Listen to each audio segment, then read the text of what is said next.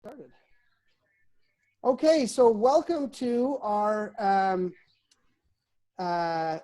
first of the new reality pickup webinars. I'm Nick Nelson, and I have been recruited, maybe is the right word, to organize this. So you can forward all complaints, comments, and angry rants to Kelly. He'd be happy to listen to them all. A couple of items before we get started. One is, I imagine you guys are all Zoom professionals at this point, but just a couple of etiquette items to review. When you're not speaking, if you wouldn't mind leaving yourself muted. If you don't, I will probably mute you for yourself. Please don't be offended. It just helps cut down on background noise and makes it easier for everyone to hear. If you need to make a comment, most of the time it should work just fine if we just unmute yourself and start talking. But if you need to, you can do the raise hand option, and then that'll let me know. The other thing we can do is there is a chat window that everyone can access, and you can either let me know or just make it for everybody, and that should work just fine. Okay, other things I need to announce. The next synchronous meeting, the next webinar, will be Wednesday, April 29th at 5 p.m. It is likely, although not yet fully determined, that will be a continuation of this discussion, basically a what's working, what's not working for you in this move to teaching physics online. Okay, the other thing I was going to mention really quickly, just as sort of a public service announcement, those of you who are planning to attend the PICUP Capstone Conference, I have been informed, and it's been announced, that will follow the lead of the AAPT meeting. So the AAPT, when they decide whether or not that meeting will be held, will then, our pickup conference will follow whatever that decision is. And we should have a decision on that by roughly April 15th. With that, we'll go ahead and get started. Today's meeting is focused around strategies for dealing with oh, I'm sorry, the time zone. Yes, I said 5 p.m. That's 5 p.m. Pacific, so 8 p.m. for you, people on the wrong side of the country. I like the reactions. I get to see them in video, but everybody's muted. So with that, today's meeting is going to focus on strategies for trying to effectively teach students physics when we can't be in the same room as them. And so we have 4 people lined up to present, and I believe all of them are here. And so we'll go ahead and get started. First off is Manuel Bautista. Did I say that correctly? Manuel, are you here? Yes, I'm here. All right. So why don't you go ahead and if you would like to share your screen, I believe you can do that. Yes, let's see.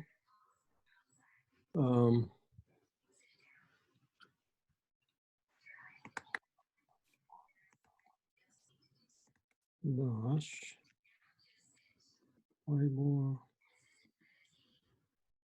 I'm trying to share I have a PowerPoint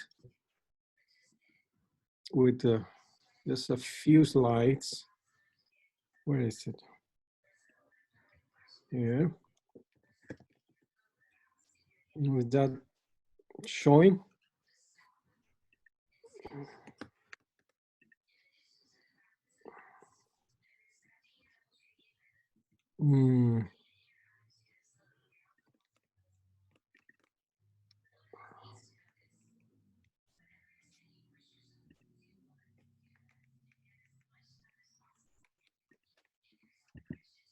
There. Do you see it now? Okay. So this project was started a few years ago after attending a PICUP workshop in Wisconsin. And we decided to incorporate computation into laboratories, basically the calculus-based physics 1 and 2.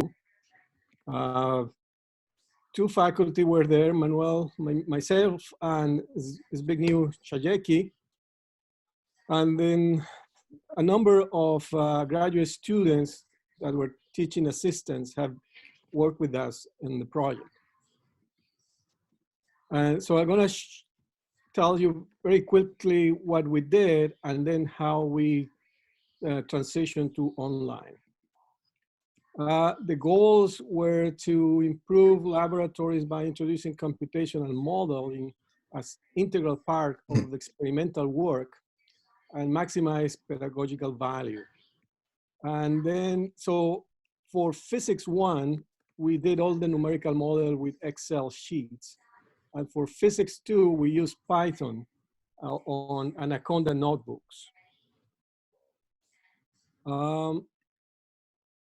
So we have objectives that are the typical cognitive goals of physics. I go quickly about that. There are goals about laboratory work, vectors and measurements and so on. And then we identify specific mathematical goals, like have the students understand better the meaning of derivatives, integration, practice trigonometry, work with polynomials, work with a wave equation, vectors, system of coupled equations. This is for the physics 1 course.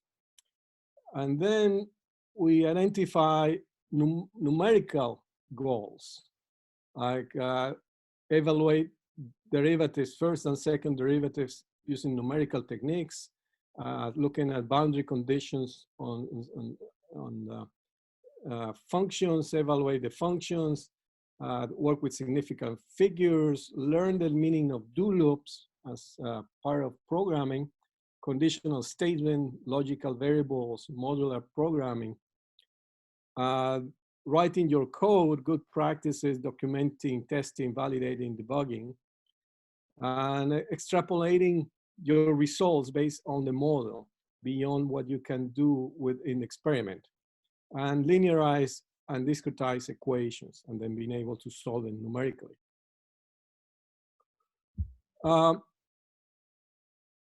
The structure of the laboratories is that as opposed to doing an experiment every week, we broke the semester in 4 or 5 projects. And each project will take about 3 weeks. There is one perhaps that takes only 2. The grading is based on a final reports on each of the projects. So 4 or 5 final reports, all of it. And the reports are all electronic. For physics 1, it is a Word document. For physics 2, the document is in the Anaconda notebook. The whole report is there. Every week, when they work on their experiments and they do some progress on the report, we provide feedback. And then at the end of the 3rd laboratory, the 3rd week of the project, they submit their final report, and that is the only thing that gets graded. The idea is that in the first lab, they're going to do an experiment, low difficulty, and they will begin the numerical modeling of that experiment. There is also low difficulty in the numerics, so the experiment can be reproduced by analytical solution to the physical equations. In the 2nd week, the experiment becomes a little more difficult, so it's added something to the first experiment, but still it can be solved analytically, and then they work more on the modeling. When I say modeling, it also involves reading the experimental data and analyzing the data, doing fitting data, and all those things are part of these models. In the third week, the experiment is tweaked in a way that it can no longer be solved analytically. And it's only by completing the numerical model they can reproduce the observations and then make a prediction and extrapolate beyond what the experiment, beyond the conditions of the experiment. So they write a report. The report contains, of course, analysis of the experiment. It contains the data that is collected, some graphs, some analysis of the data, and in the report also contains the numerical model. So they have learned enough of the numerical model, and the model works, and there are no major errors, and it fits the experiment, and so on and so forth, and there are conclusions. That's what the reports are about. So this was working. The Physics 1 laboratory had worked for 3 semesters already, and we were in 3 or 4, and we were in the second semester doing the Physics 2 laboratory with the notebooks. And then this came about, and we have to turn everything into online. Well, the quick solution we found, we had only 2 days to do this, was to record. We have videos. So we sent the students the videos of the experiment being done, all the details, how it goes, and how the experiment is, and the apparatus, and so on. And we provide the data collected out of those experiments. The good thing is that we had enough instructional value in the experiment that even after the data of the experiment is provided, they still have a lot to do. So the class meets over WebEx during the original lab hours, and they meet all the class together with the instructor, which is a teaching assistant. And then the teaching assistant breaks sessions. The whole class is broken into teams of 3 people, as it was originally in the laboratory. Those 3 students are going to work in a team to complete the analysis of the data, write the models, and complete the reports. They have to work collaborative over the WebEx meeting of those 3 people, and the instructor is able to supervise what all the teams are doing, and can also engage with any one team at a time and help them out and answer questions. This has gone on for 2 weeks. 2 weeks already, 2.5 weeks.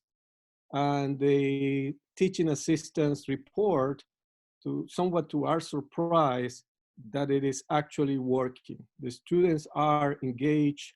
They have been able to complete their laboratories, and they are completing their reports successfully. That's all I have. Okay, I see there were a few questions in the chat. Do folks just want to ask those? Maybe we'll start with in the order they were submitted. So maybe Wolfgang, if you'd like to ask your question. Well, my question was, what type of, and it's textbook or material are you giving to the students? So for computational physics, or is it class notes that you developed yourself, or do you have a book that they refer to, or the recommended readings? And the second question, it's from Brett, is along the same lines, is how do the students learn Python? Do they learn it on their own, or is there formal instruction? Right, it's a good question. So we purposely do not want this to be a programming class. However, we do want the students to learn some programming. From the beginning, they didn't know Excel very much, and of course, they did not know Python. We recorded videos, instructional videos, on how the first model is created in Excel and how it is created in Python. And we actually, for the first project, we pretty much provide them with the model already made. And we ask them to make some corrections or change parameters. As we progress, we start giving them incomplete models, and they have to complete. By the end of the semester with the last project, we ask them to write their entire project. In Python in particular, we have a book short, a few pages of useful commands, like how to read your data, how you graph your data, how you evaluate a function, things like that. And then we ask them to do their stuff. Usually it is reduced to copying from previous work that they have done or they have had. And that's how they learn. There is no formal instruction of programming.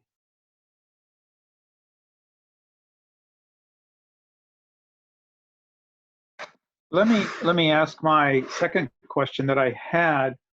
Has to do with Markdown. So if the students are turning in this write-up, presumably there'll be equations, et cetera, et cetera. For those of us who are familiar with LaTeX, this is no big deal, but probably the students don't know this. Where do they learn? I mean, there might be some considerable ramping up for them to learn to do the Markdown in the Jupyter. I love the idea, but I'm wondering where they learn this. Yes. So the very first week of the semester is the students get instructions about how the lab is going to work. And in that week, they watch a video on the basics of the notebooks, how to work with notebooks. And they watch a video on how to write elementary equations in LaTeX. And then we ask them to write the equations. And again, the first time they come across the equations, we give them how it is. And the second time, we ask them to write them themselves. Wow, so they learn all the elements of Markdown in a week, basically. Almost. They do struggle through the semester. Some do complain that it's very hard, but we make them suffer. All right. With that, I think we'll thank Manuel for sharing, and you can clap. That's in the reactions. Yay. So thank you very much. But I think we better move on to our next presenter. So next up is Mark Sprague, who's going to tell us about virtual labs. All right. So hey, everyone. So I'm at East Carolina University, and one of my joys is I'm director of our introductory physics laboratories. In our university, we combine our algebra-based and calculus-based students, and they take the same laboratories. And so right now I'm running 20 sections of the Physics 1 lab and 14 sections of the Physics 2 lab with the help of a bunch of TAs. And we have some instructors that are assigned to labs, but they don't help much.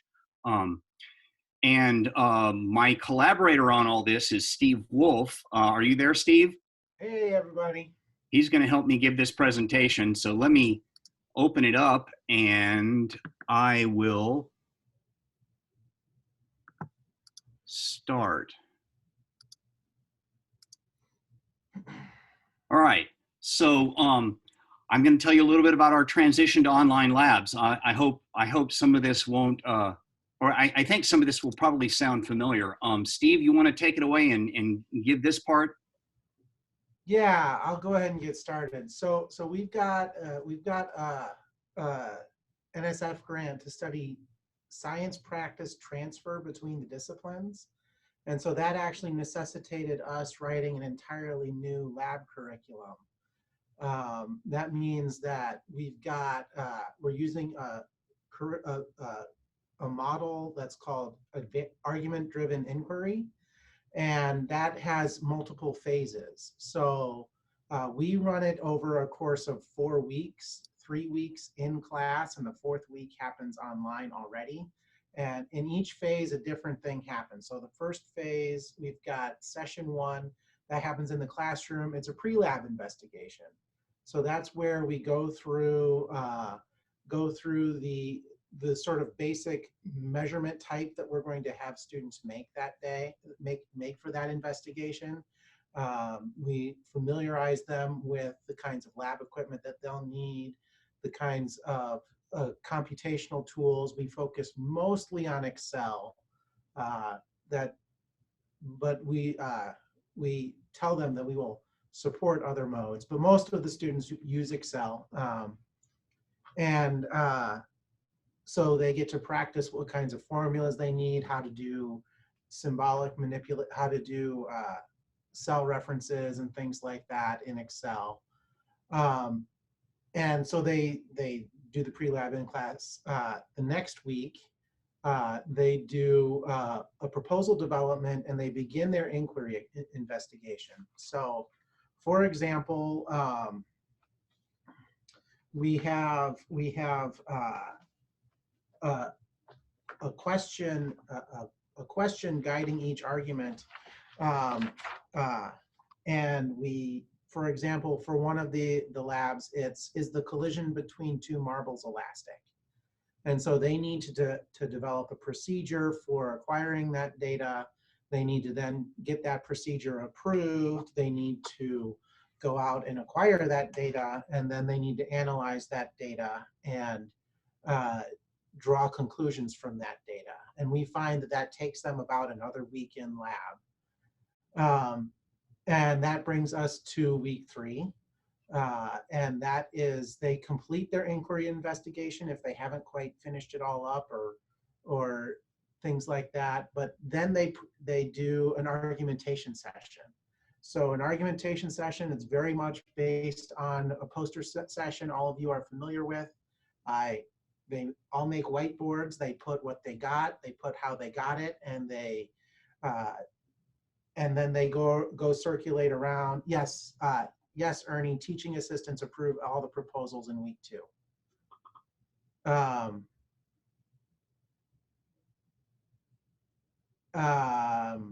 And so as they're doing the argumentation session, they circulate around, and so one person stays at their poster and asks and explains what they did, how they did it, and all the other groups cycle around to the other posters. We have them do that in a structured fashion rather than just sort of having them mill around like you get at a normal poster session. But in the end, that takes that takes our third third week of in-class work. And then based on this investigation, they created a lab report. And so they do their argumentation session, and the next day they are supposed to turn in their draft lab report. We then have them do peer review online, and that way they can get feedback on their work and incorporate that feedback and submit a final lab report. This is a structured peer review. We have peer review videos that they watch that help them identify things that they should be looking for as they're reviewing each other's papers. This happens online. Part of this is we want the TAs and we want the TAs who grade these things to not get their rough drafts. I see that Gloria has a question. How long are the classroom sessions? We got 2 hours, 1 hour 50 actually. So yeah, there's this little thing called a coronavirus, and apparently we need to change everything. So one of the things that was important to us, because we're still in the midst of our data collection for our grant, and the NSF kind of wants results. They gave us money, they expect results. Hey, go figure, right? So we needed to figure out a way that we would preserve the ADI format for our last 2 investigations.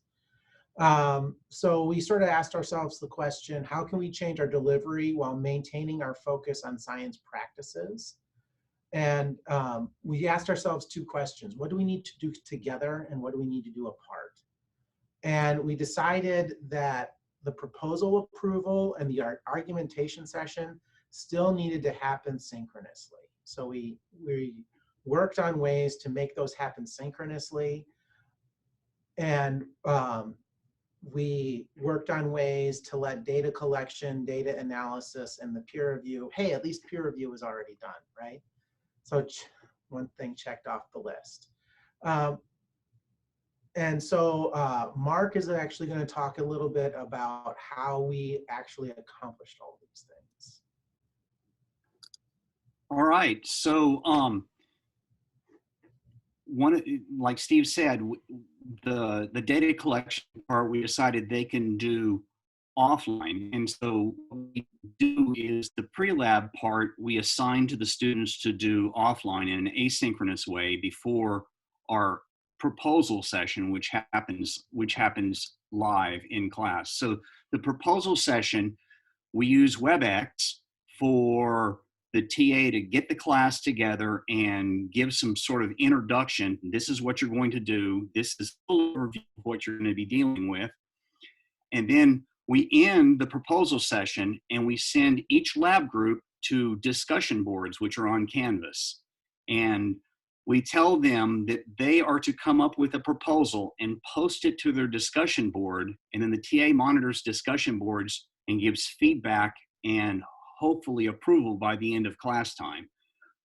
We elected not to use WebEx breakout groups because here in Eastern North Carolina, we have a lot of students that don't have good internet connections. And we have students that are joining our sessions on phones and mobile devices. And I don't know how it is with Zoom, but with WebEx, mobile devices can't join breakout groups. And so what we do is we tell the students in their groups, communicate on your discussion board and figure out how you want to communicate in real time. Do you all have iPhones? You can use FaceTime. You can initiate your own WebEx sessions. Our university allows students to do that. You can use Google Hangouts. You can use Skype, whatever works for you. And they seem to find a way to do it. And then they have to post their results on their group discussion boards for approval by the TA. The measurements and analysis are done by the group, and that happens after class time. They have to do it before the next week. And then the argumentation session starts on WebEx, and basically the TA starts the argument or the WebEx session, gives each group instructions. We're going to meet back in 45 minutes, work on your argumentation, and instead of a poster, what we have them do is each present a 3-slide PowerPoint. Slide 1 is basically, how did you make your measurements? Slide 2 is, what were your results? What were your results? And slide 3 is, what is your argumentation? How did you answer the question based on your results? And so each group takes turns presenting their PowerPoint with discussion on WebEx. And then, as Steve talked about before, our peer review is always online. And so it's the same as the BC times. BC is before coronavirus, right? So the peer review happens online. I want to tell you a little bit about how we did the measurements. We do them online using photos and video. We try to keep the stuff we supply them in as raw form as possible. So the picture right here you see is an image of a diffraction pattern from a red laser shine through a hair. Part of the lab is they're comparing two hairs with diffraction to see if hairs from two different people are different diameters. And so we provided them some diffraction patterns in photographs, and the students have to download those pictures. Well, they have to figure out how to do it, but basically the easy way to do it is they download the pictures and they use image analysis. We point them we go hint, hint. Image J is a great program to use, and most of them use that. Some of them use GIMP, some of them use other things, but they use the ruler as a scale and they measure the diffraction patterns, and they come up with their measurements. And I also wanted to show you a video we use for a spring lab. Let me see if I can share that really quickly. So this is just a video I recorded that some of the TAs and I met, and we recorded all sorts of videos of different springs with different masses. And so there's the video, and we give this, we recorded the spring for, I think, 100 oscillations, and we give them to the students, and they have to time the oscillations and come up with the period. We have different videos for different masses on the spring. So that's what they do for the spring video, or the spring lab. And let me see if I can go back to my presentation here. Where is it? There it is.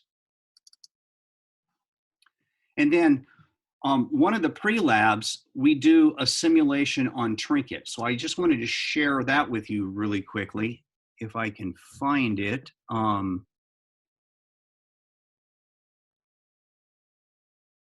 There it is. So this is a trinket simulation that I've embedded, and you're seeing it embedded in our lab Canvas page. And in this pre-lab, the students are doing a radioactive decay experiment where they're measuring the radioactive decay over time, and they're basically trying to measure the half-life and figure out what isotope is present. For the pre-lab, they do a dice experiment where they roll 100 dice and they take out all the dice that are ones, and they count those, and they roll again and they take out all the ones there. And so I wrote a quick trinket to do that. And trinket provides a really nice interface for you to give simulations that you can control, and you can very finely tune what the students see. And so I'm not going to show you that trinket for too long. It's pretty basic. Okay, and so this is the last slide. I wanted to just go over the tools that we use. We do most of our stuff on Canvas. Why? Because it's our learning management system that our university uses. We give them the material, the assignments, quizzes, discussions, all that's done on Canvas. We use WebEx for our synchronous stuff, the class introduction for every lab period, our argumentation session, and it's available for students to do group interactions. We use Canvas because that's our university's supported video system. It's a competitor to Zoom, right?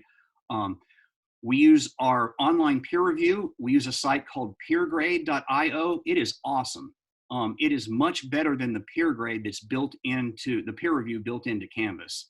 And so if you're going to do some type of peer review, I really recommend that site. And then we use simulations embedded in Trinket, and it's basically because I can control those, and I love to program them. So yeah. Well, that's it. That's what we're doing. We're still wondering how we're going to do our lab practical, but we have plans. And so I think I'm going to stop here and see if anyone has any questions. Okay, we had a few questions in the chat, but I think most of them have been answered, with the maybe the exception of Marie's, which we will get to in a couple of speakers. Any other questions?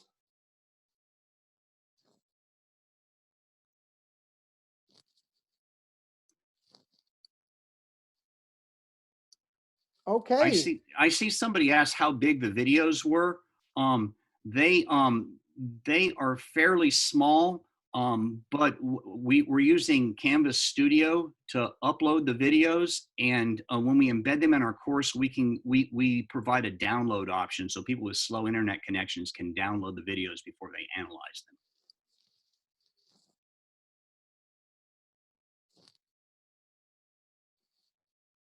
them. There's a question about the trinket simulations being available. I'm willing to make them available. Some of them are rather raw, but like that dice game, that's pretty easy. I think maybe on the PICUP Slack page, I could post some links. Would that be the best way to do it?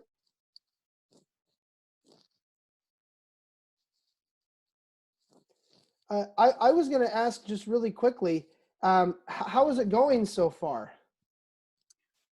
It's going better than I expected. My biggest problem is students who miss the lab. We're getting about 10% of the students miss the lab. I have over 600 students, and so it takes a lot of time figuring out ways for these, because you have to try to be understanding, right? It takes a lot of time to figure out ways for these students to make up the labs, and that seems to be what I'm doing for 4 or 5 hours a day right now.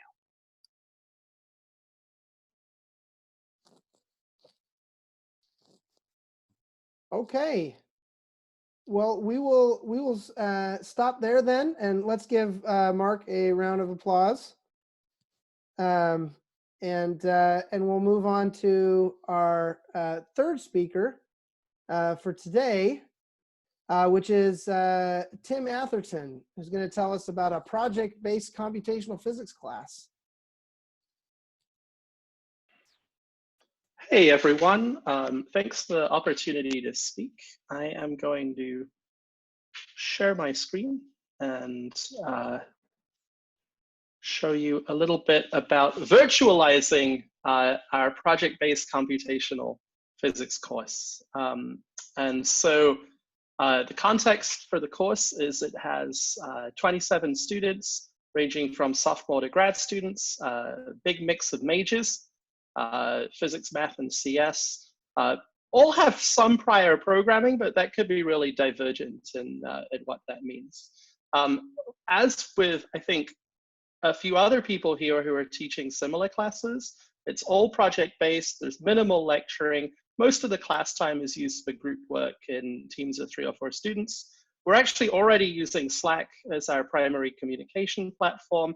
The class in itself is centralizing scientific practice, which I think kind of pairs off really well with the other speakers. We want the students to be doing science with computing in the course rather than just writing code. There's a paper that we wrote about the course as well that's worth, that might be worth reading for more details. Something we've been doing in the last couple of iterations is we've also involved making projects involving constructing, characterizing, modeling some physical artifacts. So in some sense, it's kind of like an inverse lab, you know, like labs, you do experiments and you add computing. Here we're kind of doing computing and adding in reality, such as it is. So just to kind of say a little bit more about what I mean about like sort of practice-based, here are some of the activities that are involved in doing computing in physics. Physical transcription is like model building, planning, implementing, running, numerical analysis, visualization, physical analysis. And real physicists don't really go through these in one order. We kind of loop around them randomly. So that's kind of what we want to support our students doing in the course. The projects that we do have done this semester, we've done one called Dropping the Ball, which is as basic as dropping balls and try to capture their motion with Tracker, build and integrate ODEs. It's all in Jupyter, by the way. The real idea is that we're actually trying to compare the model with the experiment, and that's not trivial. So do a little bit about the time-independent Schrodinger equation. The other making project is make an oscillator. The students right now are working on the time-dependent Schrodinger equation. We'll do the Ising model, and then there'll be a self-directed final project. So previously, the students would be working in the class. We'd have like check-in. presentations by different group members. I would give like sort of what I would call micro lectures about the you know, like different concepts, you know, maybe like a little bit of a numerical analysis concept. Now we've really had the students doing the talking. I think we can all see that this is something that Zoom and similar applications actually works quite well for. So here's an example from today's class. Like students were talking about the models they built and whether or not they matched reality. So that was quite nice. We also do something that's borrowed from professional software engineering. We have like these short check-in where like students spend like 1 minute explaining what they're doing at the moment. So we have scheduled class time for synchronous group presentations, check-ins, and they'll break off into their own little Zoom groups to work together. And I'll kind of hop between those. Each project has a description that gives background, resources. We use numerical recipes as a textbook, or a resource textbook, I guess. And also like ideas for exploration. So students in this class have a lot of agency over what the product of the projects actually is. They kind of get to frame, you know, what's going on. Slack has become even more vital for students to work collaboratively. I've seen like a massive increase in how much the students are using it. They're having like really detailed conversations about the projects via Slack. They were using it enough before, but like it's really amazing how they've really turned to it.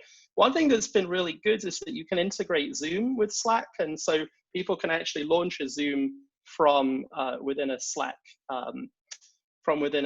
Slack chat, and that's kind of nice because it prevents the Zoom bombing, because each, you know, it's like private to that person.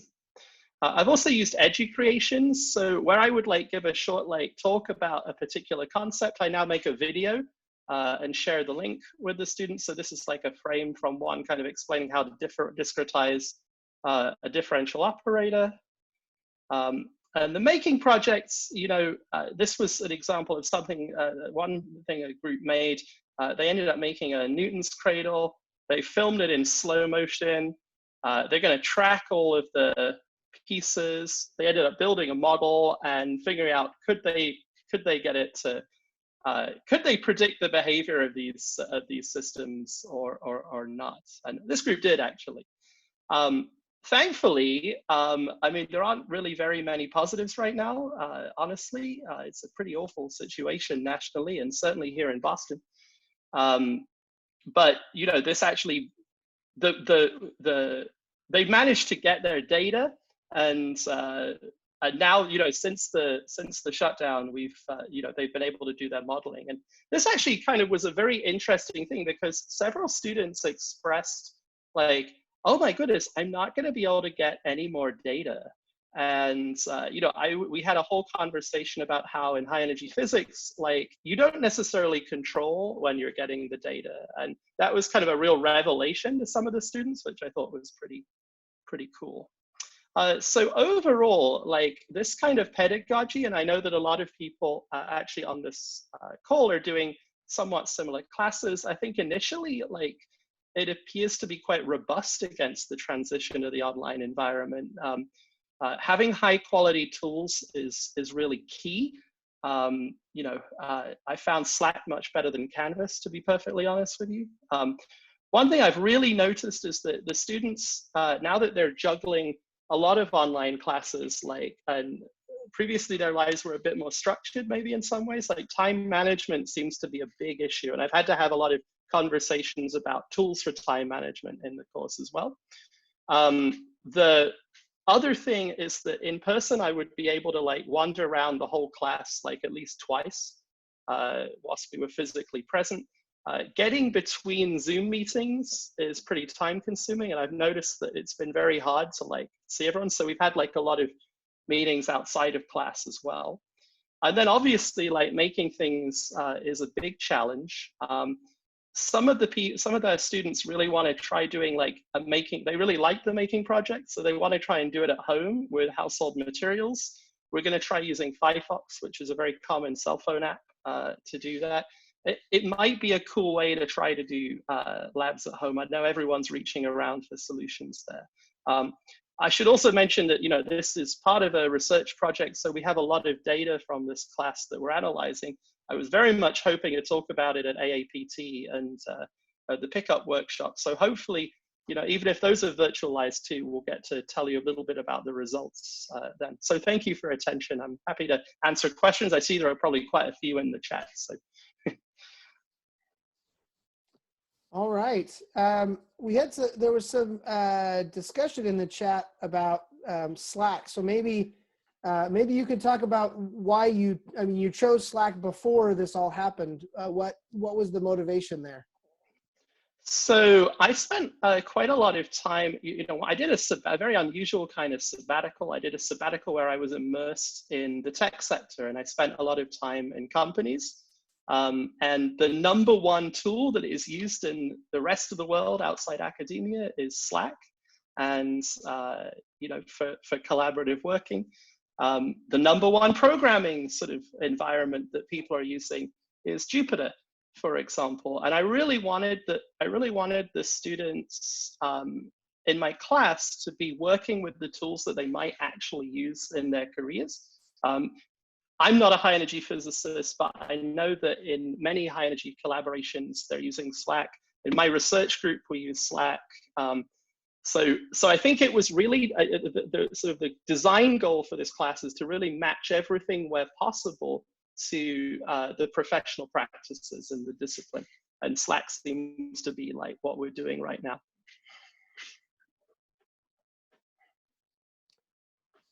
Any other questions? We have time for maybe one more.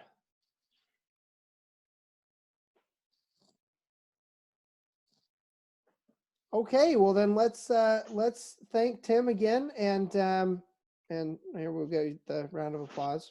Thanks everyone else.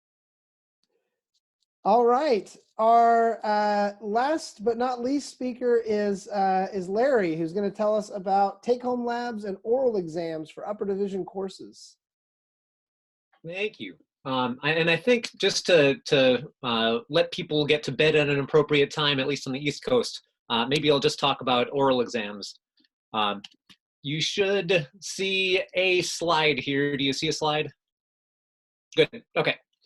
So this is for an upper level statistical and thermal physics class, in particular a class with fewer than 10 students. And I've done this for a couple years in this class, and now that we're all online, this is really handy in terms of exams. So today I did oral exams with my class. So I'll give you a couple tips about the way I've done that in case you might be interested in switching to that if you haven't been doing that. So a few things that I do before the exam begins. So for the test, what I've typically had is about 1.5 pages of questions that I ask. This wasn't the case with the test that I just gave, but with the one before, it was maybe a little bit on the long side. So I had a couple of them that I kind of identified as expendable questions, that if we didn't get to those, I wouldn't hold it against them. I have the students sign something saying they must agree to not discuss the questions with anyone else. I schedule 20 minutes per student, which is enough time for each of the students. Some take less than that if the students are concise. I do warn them right at the beginning that I'm going to interrupt them. The reason for that is with the oral exam, the goal is to find out whether or not they know the things. And you know, once I've found that out, they don't need to keep on talking in response to a certain question, right? It's yes, you know this, good, we're going on, or no, you don't know this, we're going on. So I warn them that I'm not trying to be rude, but expect me to interrupt them. But if a student says, oh, I can't remember this, I do let them come back to a question. If they can't remember it at one time, they might be able to come up with it later. So during and after the exam, so I have a mix of different types of questions. So they answer out loud, it's an oral exam, but I also have them make sketches and explain things. I also have them write down an equation and explain about the equation. This class does have a computational emphasis, so I'll show them some code and have them talk about what's happening inside the code. Then during the exam, I take notes about what the student did or didn't say, so I'm sure to be able to remember afterwards. And then afterwards, I send a summary to the student of what they got right and wrong, along with their score. And I think that's, I'll stop there. Were there, it looks like there were a couple questions over here. Oh, these are private. Yes, these are one-on-one. So normally this would be in my office, one-on-one. So now these are online, one-on-one. But really the online part versus in the office is the same. It's really very little change for that. I have a question. How are you planning on doing sketches and equations online? Yeah, that actually worked without any problem. So I just told them, be sure to have a paper and a pen or pencil, and they just wrote it on paper and held it up to the camera on the computer and pointed at the stuff, and that worked fine. There was one student who said beforehand that they had an iPad and asked if they wanted me to have them use their iPad to write on the iPad, and I told them you can if you want to, but I've found the easiest thing is probably just paper, since it's often people aren't able to write as smoothly. You're more used to writing on paper, right? No notes, that's correct. There's a question, do you prepare rubric for their grades? No, is the answer. I find the grading really pretty easy, that by the time they're done, I know what their grade is, and I think they know pretty well what their grade is too. I mean, they know what things they did and didn't know. Yeah, so question, how do you know they are not using notes? So with this group, for their oral today, I'm confident that they weren't trying to cheat based on their answers to questions. It would be possible for them to. Now, I did tell them, you are not allowed to have any kind of notes of any sort, but if they really wanted to cheat, they could.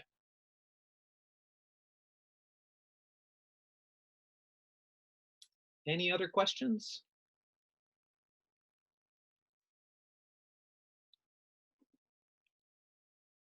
I was going to say that I would struggle with not having a rubric. It just kind of looks fluffy a little bit, but I don't know, maybe it's easy.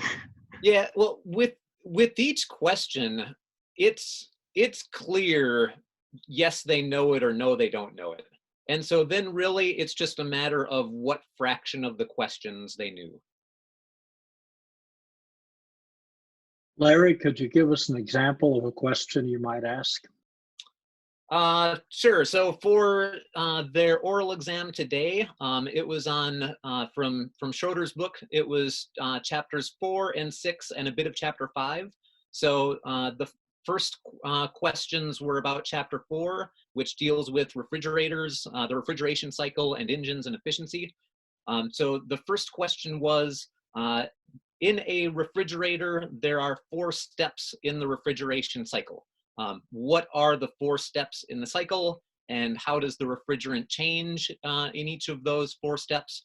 And then there were a couple more follow-up questions to that about the refrigeration cycle. So usually it would be that sort of question that would be on a given topic and would maybe be broken into about 4 parts or so.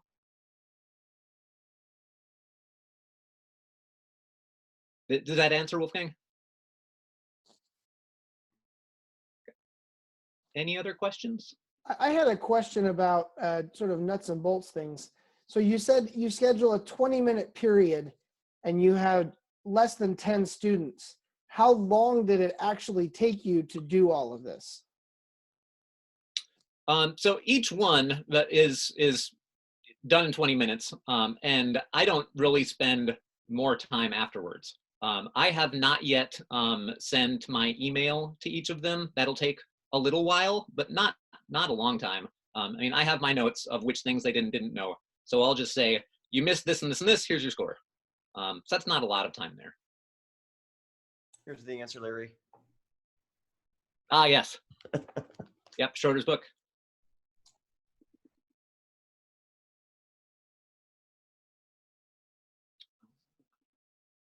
Okay, we had one more question.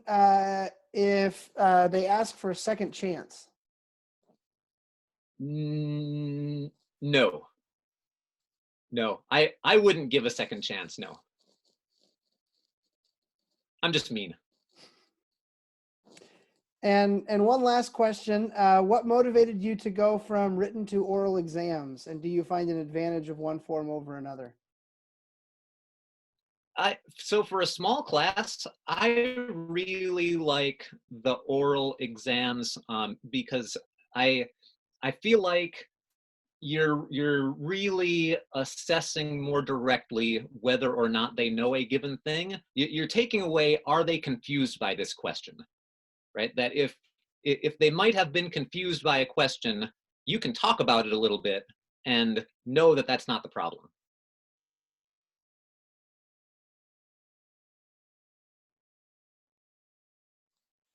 I think it's also important to note that, Larry, you're building on norms that you've been setting all year. You've been doing oral exams. The venue has, I'll even say, not really changed. It's just your virtual office instead of your physical office. And I know that's one of the things that's sort of been guiding my own transformations going along here. Like, what do I do that has been working? How can I make it work online? I've been doing, you know, I have my students do activities in class every day. So how can I do that online? Well, I need Zoom breakout rooms for that. I am coming up with my next, my first test since, BC, since, AC, I should say AC, after coronavirus. My first test AC is coming up next week. And so I got to figure out how to do that. And I usually do an in-class part, an individual in-class part, a group in-class part, and then a take-home part.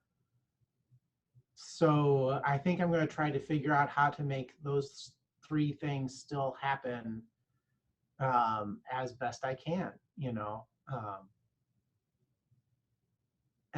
so I guess that's just sort of what all I'm thinking about there. There was a good, I think Marie's been asking, what are you doing in your intro classes?